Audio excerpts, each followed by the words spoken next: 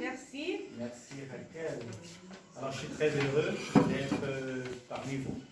Ça fait bientôt 5 ans que je n'ai plus le privilège de partager avec les membres de l'AFMA. Parce que le hasard a voulu que je sois présent lorsqu'on mettait en place l'AFMA en 2013. J'étais alors doctorant, dirigé par le professeur Cécile Clergeau. Et donc, il pensait à son endroit. Aujourd'hui, je suis enseignant, chercheur à l'université de Douala et je vais partager avec vous cette réflexion sur le thème nature, culture et mise en tourisme. Nouvel enjeu épistémologique et perspective. En réalité, je me pose des questions et je voudrais qu'on se pose ces questions ensemble.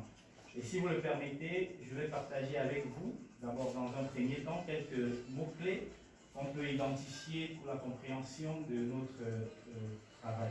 Alors, ressources touristiques, mise en tourisme, biodiversité, forêt sacrée, retenez bien, c'est un élément clé, et épistémologie, bien entendu. Donc, après ces mots-clés, je souhaiterais partager avec vous les éléments de contexte qui précèdent l'envie de faire une communication sur ce sujet. Tout d'abord, il y a ma participation à la conférence mondiale de l'ONU sur la biodiversité en Comines, Montréal, en décembre dernier. Et à cette participation, il y a eu des événements parallèles, notamment le sommet de nature et culture qui s'est tenu du 11 au 12, toujours en marge de cette COP15. 3 événements parallèles ont retenu mon attention. Le deuxième, Forum Affaires et Biodiversité, les 12 et 13, toujours à Montréal. Et enfin, le 7e sommet mondial de la biodiversité sur des gouvernements infranationaux et des villes. Et à côté de ça, il y a eu comme une sorte d'attente, de très grandes attentes autour de la COP15. Et ça, c'est le concept qui a précédé l'envie pour moi de mener une réflexion là-dessus. Et à côté de ça, il y a quand même des éléments déclencheurs. C'est les discussions. Premièrement, c'est, comme je disais, quelques éléments déclencheurs. Il y a la prise de conscience des changements idéologiques à l'échelle globale. À la COP15, on avait l'impression que toute la planète s'accordait sur le fait qu'il faille avoir des changements de la façon de penser et d'agir. À côté de ça, le rôle clé attribué au tourisme dans la concrétisation des attentes. Il faut remarquer que malheureusement, à la COP15, il n'y avait pas beaucoup de spécialistes de tourisme. C'est pour ça qu'il y a eu en parallèle ces 3 événements. Pourtant, dans d'autres secteurs comme en géographie, il y a eu de nombreux autres événements parallèles. Mais ma présence avec un papier qui se rapprochait de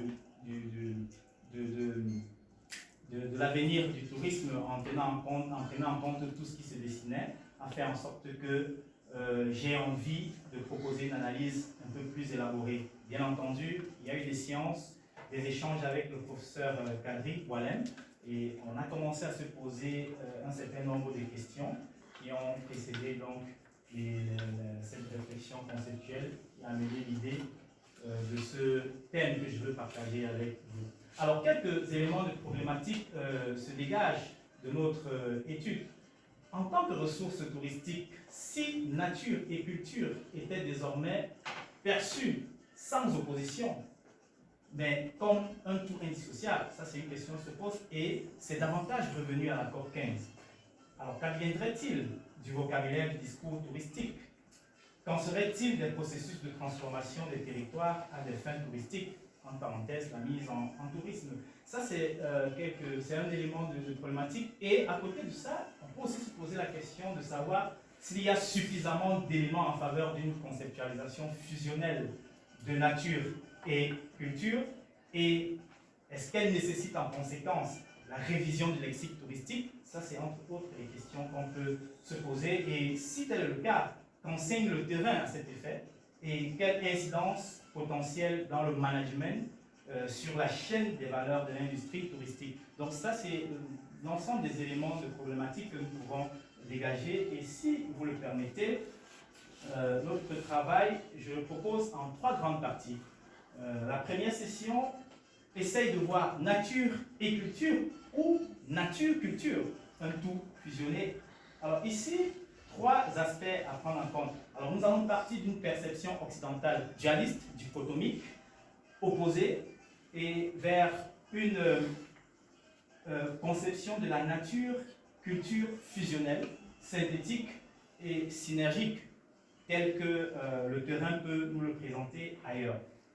Et après, on va se rendre compte qu'on s'approche quand même vers des implications conceptuelles dans le champ des études touristiques. Alors la deuxième session, elle porte davantage sur l'actualité empirique et les tendances révélées à la COP 15 au Montréal. Et ici, trois sous-sections. Les forêts sacrées dans les Chiffres américains comme exemple de fusion nature-culture. Justement, ma présence à la COP 15, c'était aussi pour présenter cet exemple concret de fusion entre nature et culture. Nous allons donc le voir en première sous-section. Ensuite, on va aussi partager les révélations de la COP 15, notamment l'émergence du Regenerative Tourism, donc tourisme régénérateur, et enfin, parler concrètement de ce tourisme générateur tel qu'il a été présenté à la COP 15. Et enfin, on va toujours, c'est vraiment sur des formes interrogatives. Est-ce qu'il y a lieu de révisiter le champ lexical du tourisme et envisager de nouveaux savoir-faire? Ici, nous allons nous appuyer d'abord, premièrement, quelles implications conceptuelles pourrait-il y avoir et peut-être voire épistémologiques au regard d'une fusion nature et culture. Et ensuite, on va essayer de voir comment on peut mettre en place, est-ce qu'il serait possible de mettre en place un système à même d'absorber les différents changements et orientations du terrain, parce que si effectivement on est d'accord qu'il y a des sortes de mutations, comment on conçoit le développement, le management du tourisme en mettant en place des systèmes de gouvernance qui permettent d'absorber les différents changements. Il y a une pensée à la récente crise et d'autres crises qui ont bouleversé le monde du tourisme. Et enfin, est-ce qu'il existe concrètement des savoir-faire nouveaux qu'on peut développer ou des savoir-faire qui existent déjà dans des cas spécifiques? Et ici, nous allons faire une immersion au Cameroun dans le programme des chaufferies. Donc voilà un peu comment je souhaiterais partager avec vous cette réflexion. Donc si vous le permettez, commençons par la première section. Et nous allons partir d'une perception occidentale dualiste, dichotomique et opposée.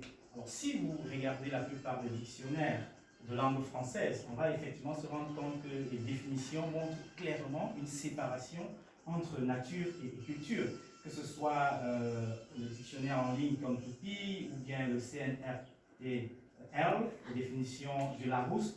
Et puis, Wilson, en 2019, le précise clairement, il y a une sorte de séparation entre nature et culture.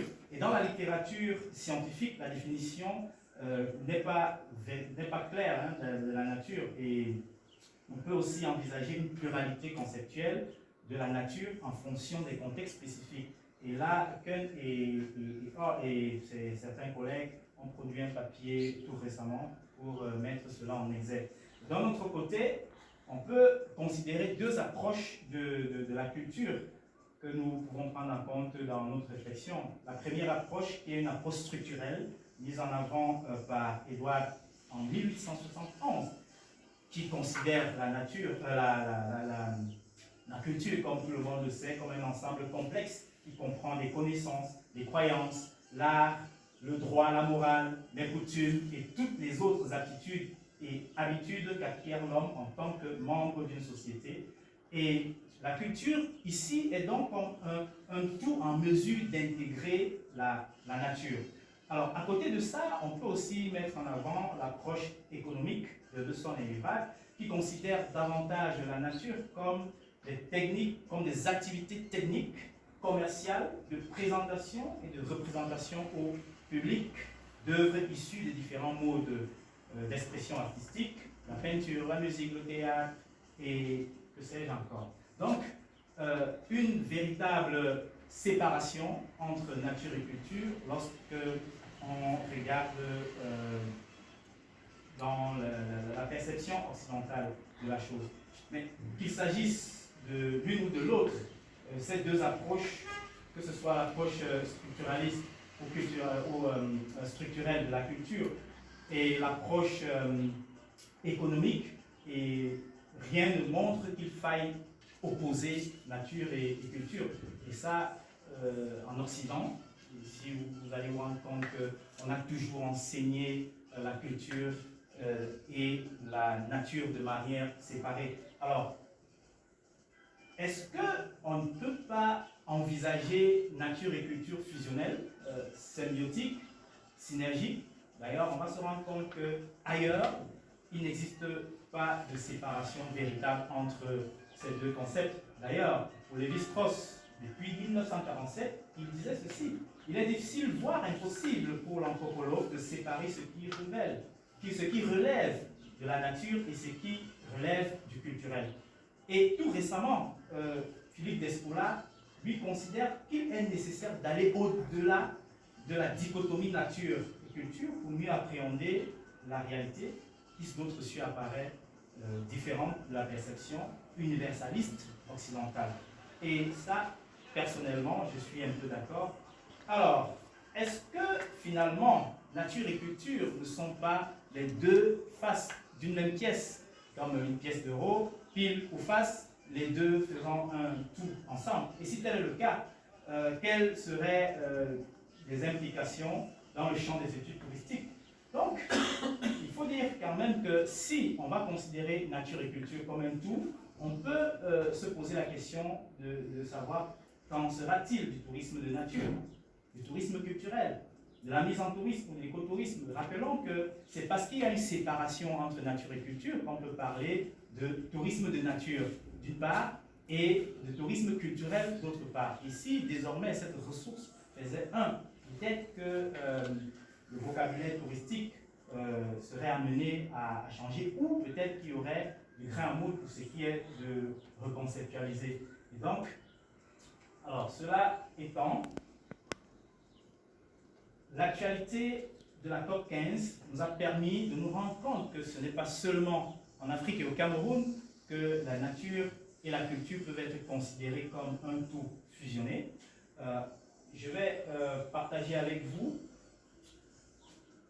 l'expérience des forêts sacrées dans les chefferies Bamileke du Cameroun. Alors vous avez là l'image d'une chefferie Bamileke avec une architecture spécifique. Ça, c'est un élément qu'on peut dire qui relève de la culture. Mais derrière, vous voyez ce bois, c'est la forêt sacrée. Mais seulement cette forêt sacrée et la chefferie, l'architecture sont véritablement imbriquées. Il faut d'abord dire que c'est avant le contact avec l'Occident qui fait en sorte qu'aujourd'hui, il y ait une administration gérée suivant les principes de la République. Les communautés étaient organisées en chefferies. Et les chefferies, c'était la composante essentielle de la communauté. Et surtout, la forêt sacrée était la composante essentielle de la chefferie. C'est le lieu de spiritualité et d'initiation. C'est le lieu doté d'une riche biodiversité, flore et faune. C'est en même temps le lieu des pratiques ancestrales, source de pouvoir mystique et de protection. C'est le lieu de conservation et de retransmission du patrimoine immatériel. Alors, en résumé, pour que les traditions ne meurent pas en pays Bamileke, il est impérieux de préserver la nature et la biodiversité des forêts sacrées. On va comprendre mieux par la suite. Donc, cet exemple de nature et culture fusionnée, avec d'autres exemples découverts à la COP 15, comme le tourisme régénérateur, il s'agit de désormais concevoir le voyage en harmonie avec la nature et la biodiversité, et cela sous-tendu par la vision de Nature Positive Travel and Tourism. Alors, quelques expressions des personnes ou des structures qui étaient présentes à la COP 15 peuvent nous en dire davantage.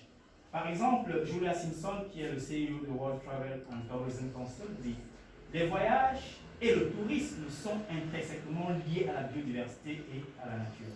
À côté de ça, Elisabeth Maruma Mirana, qui est l'executive secretary des Nations Unies pour la Convention biologique sur la biodiversité et sur la diversité biologique, dit une grande partie du secteur du voyage et du tourisme repose sur la beauté de la nature et ressources qu'il fournit, et puisqu'il est nécessaire de considérer les communautés locales dont les riches cultures, autant pour moi, sont enracinées dans la nature, de beaux paysages, des stations balnéaires, des chaînes de montages majestueuses et l'exquise diversité de la faune. Donc, dans ce qu'elle dit, on perçoit bien que cette nature, elle n'apparaît pas de manière spontanée, et la culture, elle aussi, puise dans la nature, et finalement, difficile de concevoir l'un sans l'autre. Et donc, le docteur Hawking de l'Université George Washington pense que les destinations touristiques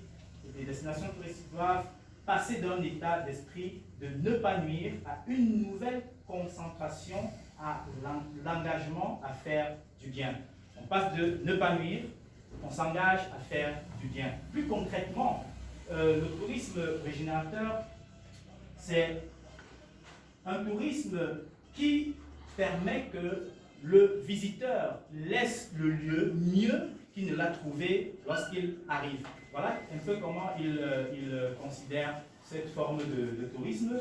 Et il y a des exemples concrets qui ont été mis en avant, par exemple dans les forêts réservées au Sundarban au Bangladesh, la plus grande forêt de mangroves restante sur la Terre, et la maison du tigre de Bengale en voie de disparition. L'association des voyageurs du secteur privé intègre les communautés dans leur forfait touristique. Un autre exemple, aux Maldives, un groupe de propriétaires de maisons d'hôtes et de centres de villégiature privés se réunissent pour développer des expériences touristiques basées sur la nature dans les forêts de mangroves voisines.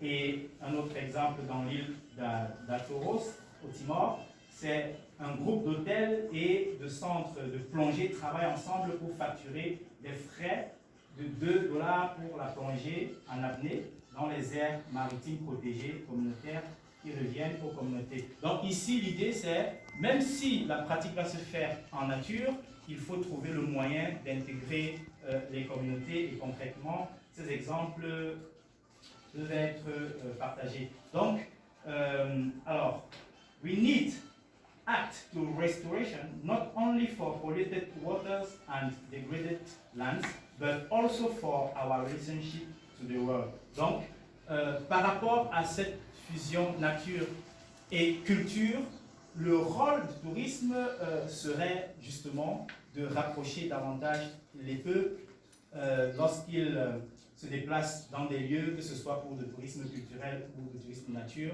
et non plus percevoir ces formes de tourisme de manière dichotomique.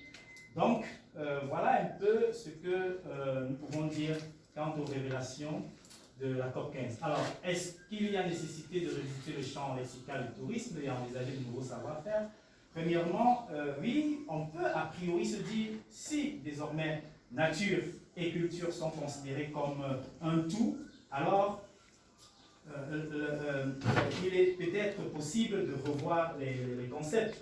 Et en même temps, dans la perspective d'une mise à jour de ce concept, à notre avis, la mise en tourisme pourrait servir de levier. Parce que n'oublions pas que la transformation d'un territoire à des fins touristiques est en général motivée par des réalités économiques et d'aménagement du territoire, et aussi que le caractère dynamique de l'économie, du rapport de l'homme à l'espace, ainsi que les bouleversements sociaux ont donc une influence sur la mise en tourisme.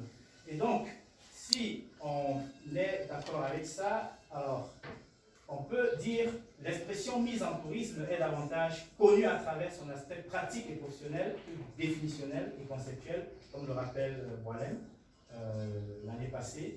Et donc la quête de définition conceptuelle aura mis en rapport d'autres concepts souvent considérés par certains auteurs comme étant synonymes à la mise en tourisme. On peut penser à la touristification, on peut penser à la tourismisation, la tourismification. Et donc ça, c'est autant de concepts qui pourraient être impactés si jamais les ressources désormais étaient perçues comme un tout. Et donc, peut-être, alors, est-ce qu'on peut donc envisager un système apte à absorber les différents changements et orientations du terrain. N'oublions pas que la COP 15 nous a permis de vivre des expériences de terrain et voir quelle incidence cela peut avoir sur la façon de concevoir un certain nombre de concepts qui étaient perçus d'une certaine manière. Et comme on est en pleine mutation dans les changements, alors est-ce que le terrain peut justement nourrir ces changements et donc amener à une meilleure résilience? Donc voilà, à notre avis, la mise en tourisme est ou devrait être un concept en perpétuelle construction, déconstruction. Et à la COP 15, on se rend bien compte que le contexte est peut-être favorable à une nouvelle déconstruction, reconstruction. Et pour cela, je vais partager avec vous le cas du programme Groupe des Chefferies. Alors, s'agissant donc des implications sur le plan managérial, il faut dire ici que dans le cadre de la mise en tourisme, considérant nature et culture comme un tout fusionné, le programme Groupe des Chefferies à l'Ouest Cameroun semble constituer un modèle en la matière. Premièrement, parce que c'est un programme qui est mis en place par une organisation à but non lucratif, la Route des Chefferies, et ensuite, c'est un programme qui œuvre pour la sauvegarde et la valorisation du patrimoine culturel, naturel et créatif, déjà depuis 20 ans, qui, dès sa mise en place, a justement perçu nature et culture comme un tout. Et depuis 20 ans, le programme est opérationnalisé suivant une approche multipartenariale, ayant une logique stratégique, organisationnelle, décisionnelle et même informationnelle spécifique qui a dû être construite chemin faisant. Et donc, vous avez par exemple l'image qui s'affiche, c'est l'entrée de la case communautaire de la chefferie de Baham. Alors, la case patrimoniale, autant pour moi, oui, la case patrimoniale, c'est un peu comme des sortes de musées communautaires, mais qui ne sont pas forcément déclinés selon la perception d'un musée où il y a des bâtiments avec des objets. Donc, c'est la plupart des temps des musées vivants. Il y a aussi là l'entrée de la case patrimoniale de la chefferie Batoufam. C'est des organisations qui continuent d'exister malgré le fait qu'elles soient annexées ou bien des auxiliaires d'administration, mais l'organisation de la communauté tient toujours compte d'un certain nombre de réalités traditionnelles locales.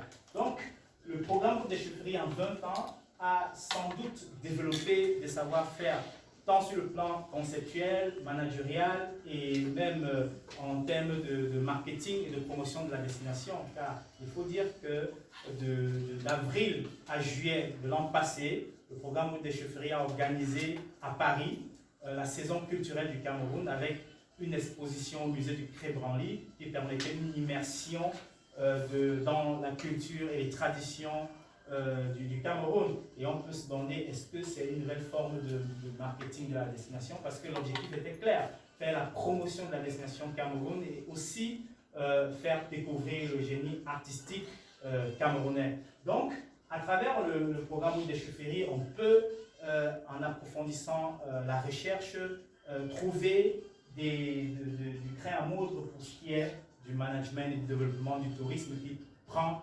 comme nature et culture une ressource fusionnée. Donc, alors, qu'est-ce que nous pouvons dire en guise de conclusion? Au regard de ce qui précède, une nouvelle ère dans le champ des études touristiques est peut-être en train de naître. On peut aussi se dire que les chercheurs et les professionnels du domaine doivent tout au moins s'en rassurer, d'où la présente analyse en guise d'alerte des perspectives. D'ailleurs, je remercie les évaluateurs de ma communication qui ont surtout remarqué que ça ressemblait, du moins c'était en mi-chemin entre un article de recherche et un plaidoyer. Oui, il y a comme une sorte de plaidoyer qui bout au fond. Il faut que les scientifiques se rendent compte qu'il y a des mutations qui arrivent et qu'elles peuvent avoir des implications conceptuelles et même épistémologiques, le cas échéant.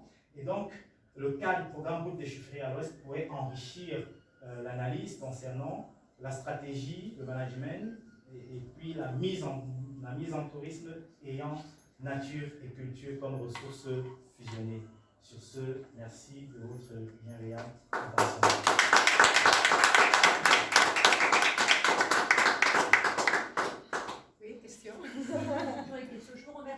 cette présentation extrêmement intéressante, d'autant plus sur un terrain que l'on connaît peu, donc c'est d'autant plus appréciable de pouvoir avoir cet exemple très précis et bien documenté. J'aurais une question, puisqu'on est dans l'atelier justement approche conceptuelle et autres, sur une terminologie